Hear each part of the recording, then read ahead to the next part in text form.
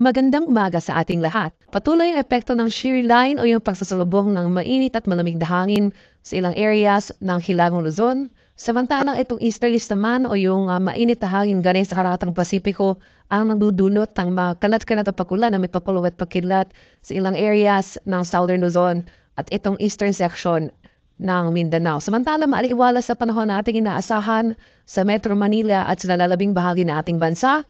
May tsansa pa rin ng mga isolated rain showers or localized thunderstorms. At para naman sa magiging lagay na ating panahon ngayong araw dito sa Luzon, dahil pa rin sa epekto ng shear line sa mga lalawigan ng Cagayan kasama na dyan, ang Batanes at Nubayan Islands makakaranas pa rin tayo ng mga kalat-kalat na pagulan na may pagkulog at pagkilat. Same weather conditions rin ating inaasahan sa areas ng Palawan at Calayan Islands, bunsod naman ng easterlies o yung mainit na hangin galing sa karatang Pasipiko. Kaya sa mga bagit na lugar, maging handa at alerto tayo sa mga banta ng biglang pagbaha at pagguho ng lupa, lalong-lalo na kung tuloy-tuloy ang pagulan na ating mararanasan. Samantalang sa Metro Manila and the rest of Luzon, ay generally fair weather conditions sa ating inaasahan. Mainit at palinsangan sa umaga hanggang sa tanghali. Pagsapit ng hapon hanggang sa gabi, maghanda pa rin tayo sa mga biglang boost ng ulan na dulot ng localized thunderstorms. Sa bahagi naman ng Visayas at Mindanao, patuloy na makakaranas ng mga pag-ulan ang silangang bahagi ng Mindanao, bunsod rin ng easterlies o yung mainit na hangin galing sa karatang Pasipiko.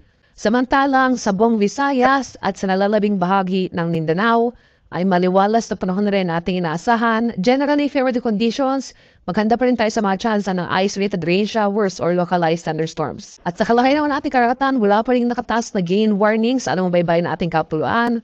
Kaya naman malayong makapalaot ang ating mga kababayang mangingisda at may mga maliliit na sasakyang pandagat. Iba yung panaingat pa rin sa ating mga kababayan na maglalaya, particular na sa mga dagat maigbayin ng Hilagang Luzon dahil makakaranas pa rin tayo dyan ng katamtaman hanggang sa maalong karagatan.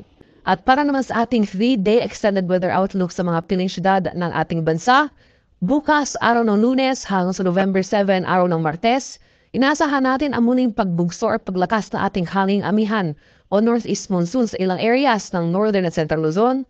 Makakaranas tayo ng pangkalahatang maliwalas na panahon. Nandiyan pa rin yung mga tsansa ng pagulan. Kung may mga puno na tayong maranasan, ito yung mga light rains o yung mga mahihinang pagulan lamang na dala ng amihan sa mga areas ng Metro Manila at Baguio City.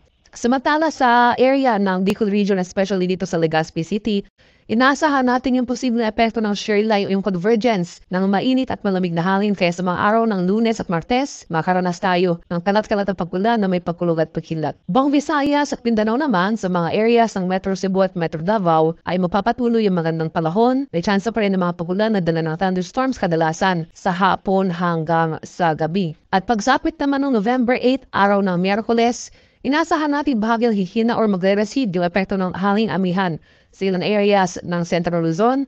Kaya pagsapit ng Miyerkules sa syudad ng Metro Manila, nakakaranas muli tayo ng mataas na tsansa ng mga localized thunderstorms pagsapit ng hapon hanggang sa gabi. Ngayon pa man magpapatuloy ang epekto ng amihan sa malaking bahagi ng Northern Luzon kaya sa Baguio City, nandyan pa rin yung mga tsansa na mga kaulapan at mahihinang pagulan. Sa bahagi ng mga Legazpi City sa araw ng Miyerkules, magpapatuloy ang epekto ng shear line kaya makakaranas pa rin tayo ng mga kalat-kalat na pagulan na may bagkulog at pagkilat sa nabanggit na lugar.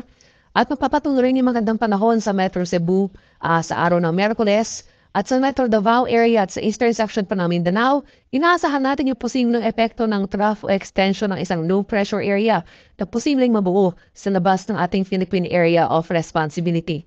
Kaya sa araw ng Miyerkules sa eastern section ng Mindanao, makakaranas tayo ng mataas na tsansa ng kaulapan at mga kalat-kalat na pagulan, pagkulog at pagkilat.